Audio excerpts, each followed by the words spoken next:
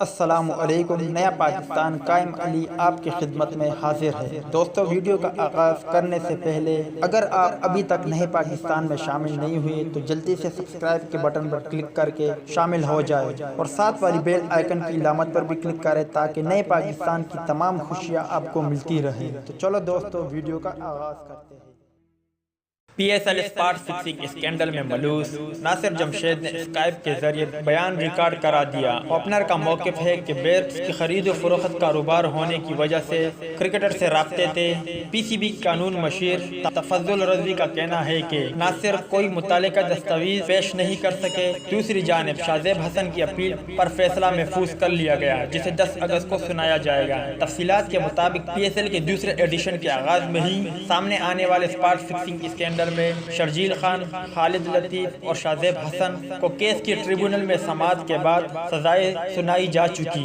سہولت کاری کے ملزم ناصر جمشید کو تحقیقات میں عدم تعاون کی وجہ سے 1 سال کے لیے معطل کیا گیا تھا۔ اوپنر کے خلاف فکسنگ الزامات کے تحت کیس کی سماعت جاری ہے۔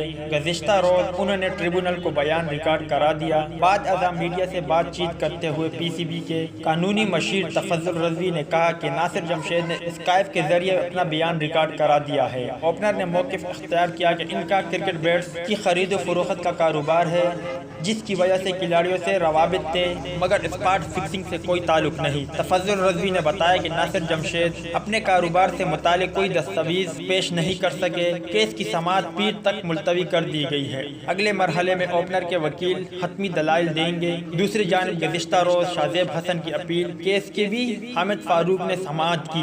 پی سی بی نے مختلف شقوں کی خلاف ورزی پر اوپنر کی سزا 1 سال کے بجائے 3 سال کرنے کے لیے درخواست دائر کر رکھی ہے۔ شاذیب حسن کی اپیل ہے کہ 10 لاکھ روپے جرمانے کی سزا میں کمی کی جائے۔ گزشتہ روز کی کارروائی کے بعد اپیل پر فیصلہ محفوظ کر لیا گیا جسے ایڈ جو ڈائریکٹر 10 اگست کو سنائیں گے۔ تو دوستو، یہ تھی اسپاٹ فکسنگ کے حوالے سے کچھ اپڈیٹ۔ امید کرتا ہوں آپ کو پسند آئی ہوگی۔ اس اپڈیٹ کے متعلق آپ کے کمنٹس کا انتظار رہے گا۔ تو دوستو، امید کرتا ہوں آپ کو ویڈیو پسند آئی ہوگی تو لائک کریں، شیئر کریں، سبسکرائب کریں اور بیل آئیکن پر ضرور کلک کریں۔ میری دعا ہے کہ اللہ تعالیٰ آپ کو، آپ کے گھر والوں کو، آپ کے دوست احباب اور رشتہ داروں کو سدا سلامت رکھے اور اللہ تعالیٰ سے دعا ہے کہ غم آپ کے قریب بھی نہ آئے اور خوشی کے بارش آپ پر ہمیشہ برسے۔ آمین۔ ویڈیو دیکھنے کا شکریہ۔ اللہ